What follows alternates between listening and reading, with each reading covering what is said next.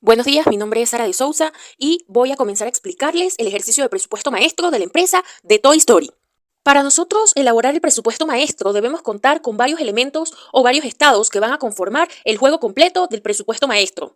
Uno de ellos es el presupuesto de efectivo, donde vamos a especificar todo lo que son los movimientos del efectivo, de los pronósticos que se van a estudiar con base a unos ingresos, unos costos y unos gastos, pero aquí sobre la base del efectivo. Luego vamos a hacer un estado de resultado pro forma o proyectado. Aquí vamos a especificar todas nuestras cuentas nominales sobre la base de acumulación. Es decir, vamos a llevar todos los ingresos, todos los costos y todos los gastos sobre el total de las proyecciones que nosotros vamos a hacer en unas cédulas auxiliares. Y por último, hacemos el estado de situación financiera y aquí especificamos todos nuestros activos, nuestros pasivos y nuestro patrimonio también sobre la base de la acumulación. Para elaborar estos tres elementos o estos tres estados es indispensable hacer unas cédulas auxiliares o lo que son unas notas explicativas o detalladas para tener una mejor orientación hacia los demás estados que nosotros vamos a elaborar.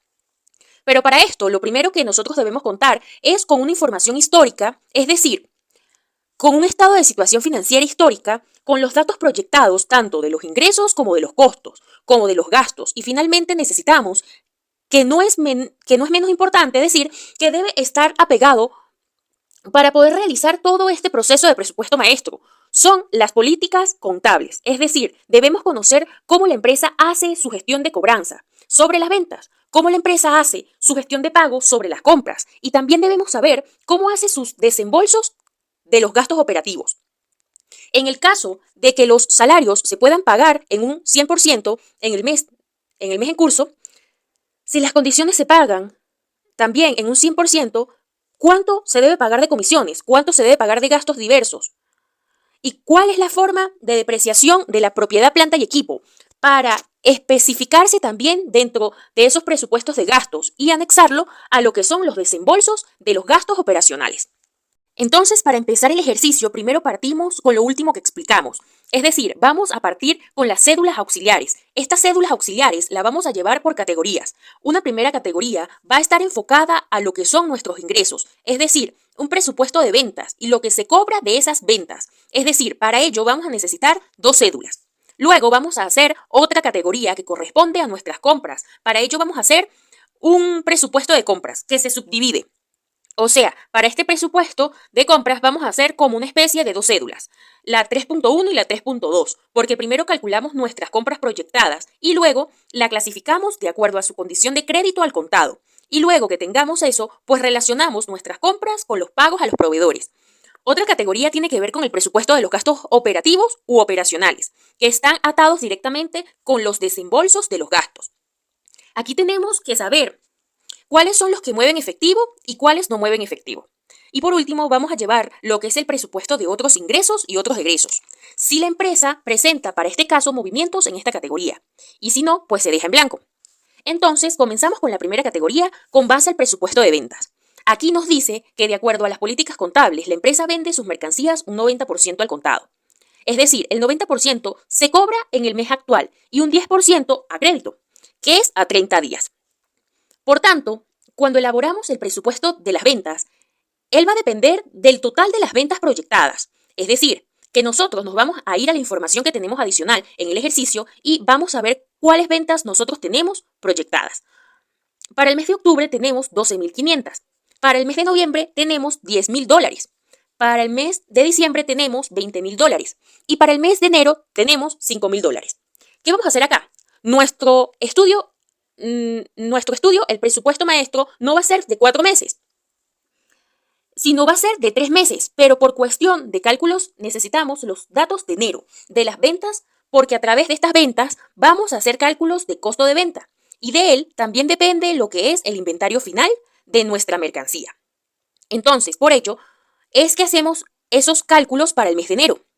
Teniendo ya clasificados nuestros presupuestos de ventas del total, pues la vamos a llevar de acuerdo a su ponderación de contado y de crédito. Ya teniendo eso, hacemos nuestra segunda cédula, que corresponde a las cobranzas de lo que vendemos. Es decir, mes a mes tenemos que ver cuánta entrada de dinero tenemos por los cobros de nuestras ventas. Es decir, para el mes actual nosotros cobramos si comenzamos en octubre, estaríamos cobrando lo que se está vendiendo al contado, más lo que se vendió a crédito el mes pasado.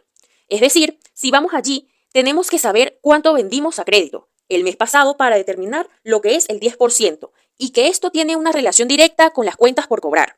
Es decir, que estos $1.500 que aparecen en las ventas a crédito que se están cobrando en octubre son las mismas que aparecen en las cuentas por cobrar en el estado de situación financiera inicial o histórica.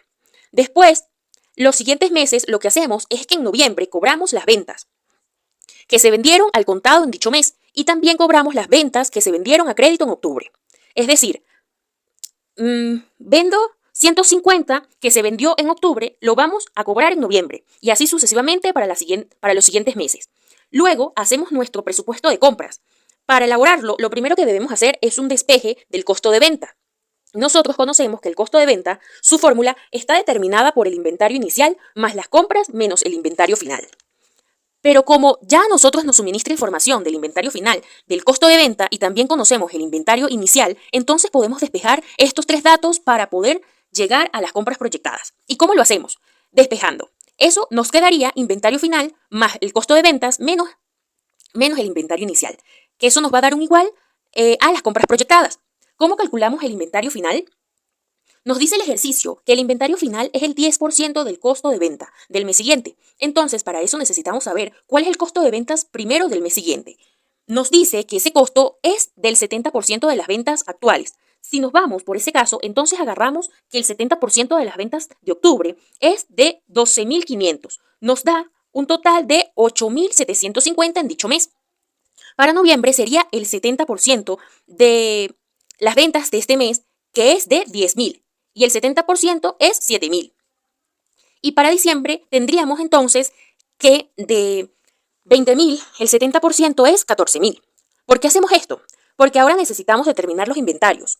Entonces, el inventario final nos dice que es el 10% del costo de ventas del mes siguiente. Es decir, que si estamos en octubre, el 10% del mes siguiente es de 7.000 del costo de venta de noviembre, y así con los demás meses.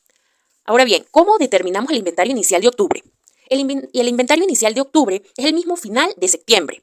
Por tanto, si hubiésemos calculado el final de septiembre, íbamos a decir que era el 10% del costo de venta de octubre. Por tanto, tenemos que el 10% de los mismos $8.750, que nos da 875 casualmente, y esto debe coincidir este inventario inicial en octubre, pues tiene que ser el que está reportado en nuestro estado de situación financiera histórica. Luego tenemos cómo vamos a detallar nuestras compras proyectadas, y es que lo tenemos que separar por las políticas que nos ofrecen nuestros proveedores. Es decir, nosotros compramos al contado un 80% y compramos a crédito un 20%, que se paga a 30 días. Entonces, aquí empezamos a separar del total de las compras, multiplicamos por el 80% para el mes de octubre y también multiplicamos por el 20% para el mes de octubre, pero con base a las compras a crédito, y así con los demás meses. ¿Cómo pagamos a esos proveedores? Este procedimiento es muy parecido al procedimiento de los cobros a nuestros clientes. ¿Qué hacemos? Lo que pagamos en octubre sería lo que compramos al contado de dicho mes y además lo que compramos a crédito del mes anterior, que este valor que aparece aquí de 2.065 es el mismo que debe estar en el estado de situación financiera como cuentas por pagar. Para los siguientes meses hacemos el mismo procedimiento. Los gastos operacionales no los indica el ejercicio, que ellos estiman o presupuestan unos salarios de $500 fijos todos los meses, una comisión del 2% sobre las ventas de mes a mes. En este caso va a ser sobre el total de las ventas y los gastos diversos va a ser el 20% de ese total de las ventas. Todos estos que están aquí mencionados generan movimiento de efectivo, excepto la depreciación. Es decir, la depreciación es un gasto que se deduce por disminuir el impuesto, pero para efectos de la cédula 6 del desembolso de los gastos operacionales, esos gastos de depreciación los tenemos que quitar porque ellos en realidad no mueven efectivo. Teniendo esto, procedemos a realizar nuestros estados, un presupuesto de efectivo, un estado de resultado y un estado de situación financiera. Para empezar, presupuesto de efectivo. Vamos a llevar las variaciones o la relación de entrada y salidas de dinero. Con ello, comenzamos con el saldo inicial del efectivo, que no es más que el que está en la información histórica del banco o el efectivo del banco. A esto le vamos a sumar todas las entradas de efectivo que estaban determinadas en nuestras cédulas auxiliares y luego le vamos a restar todas las salidas de efectivo.